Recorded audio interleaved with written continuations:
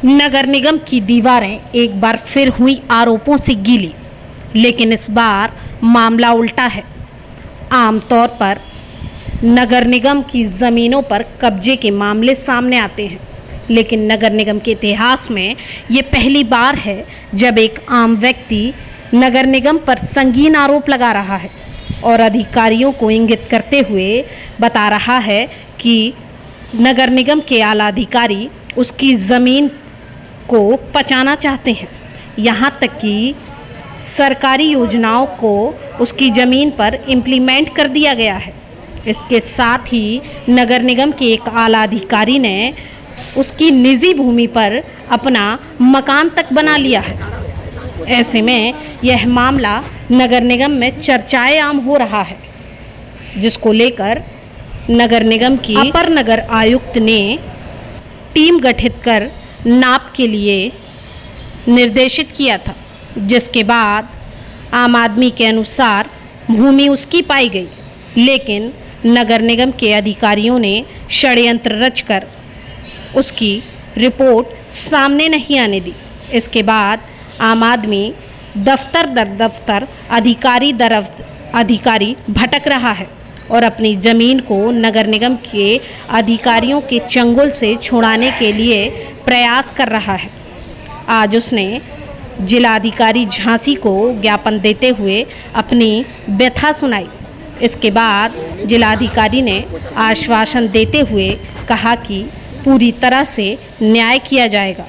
अब देखने वाली बात है कि आखिर नगर निगम के आला अधिकारियों की ओर किस प्रकार से प्रशासन रुख करता है। एक जमीन है अराजी नंबर 3867 उन्नाव गेट अंदर जलकारी भाई मूर्ति से लगी हुई। उसमें डीएम साहब उप जिलाधिकारी साहब के एक आदेश किया गया था नाप करने के लिए। उसमें दोनों टीम गठित की गई थी। तहसीलदार महोदय जी ने टीम गठित की थी, उसमें नगर निगम और राजस्व की टीम। कल मौके पे करीब 1 बजे दोनों टीमें पहुंची हैंगी। जमीन की हमारी की नाप की गई है। जब जमीन की नाप होने के बाद उनको पता लगा कि ये आरआई नंबर 3867 प्राइवेट जमीन हैगी, तो अपर नगर आयुक्त साहब से नायब तहसीलदार प्रकाश सोरे जी ने संपर्क किया कि ये जमीन जो है प्राइवेट है, जमीन जा चुकी है, हाथ से निकल चुकी है नाप के अनुसार। फिर अपर नगर आयुक्त महोदय जी ने रोनी गुप्ता जी ने तहसीलदार साहब को दबाव बनाने के लिए फ़ोन किया कि जो नाप की गई है उसको तत्काल प्रभाव से रोका जाए, रिपोर्ट कोई भी नहीं दी जाए और हमारी जमीन खाने का पूरा प्रयास किया जा रहा है। उसमें अपर नगर आयुक्त महोदय और नायब तहसीलदार प्रकाश सोनी जी नगर निगम के, ये दोनों लोग हमारी जमीन खाने की पूरी कोशिश कर रहे हैं। और 2 बार आदेश उप जिलाधिकारी महोदय जी ने करा, उसको आदेश को निरस्त कर दिया मैडम ने। और नगर आयुक्त साहब 2 बार आदेश कर चुके हैं, नगर आयुक्त साहब का भी आदेश उन्होंने निरस्त कर दिया। और कल तो ऐसी याद हो गई कि मौके पर जब जमीन की नाप की गई है, तो जब इनने देखा कि जमीन पूरी चली गई, तो इन्हें तुरंत तत्काल प्रभाव से तहसीलदार साहब पे दबाव बनाया कि जो नाप की गई है उसको तत्काल प्रभाव से रोका जाए, क्योंकि जमीन और रिपोर्ट नहीं दी जाए मौके पे। तो तहसीलदार साहब ने उप निरीक्षक कानून गो साहब को फ़ोन किया, उमरदास जी को, कि ठीक है अभी फ़िलहाल रोक दी जाए। अपन नगर आयुक्त साहब का फ़ोन आया है मैडम का कि अभी फ़िलहाल रोक दी जाए, फिर देखते हैं उसमें क्या किया जाएगा।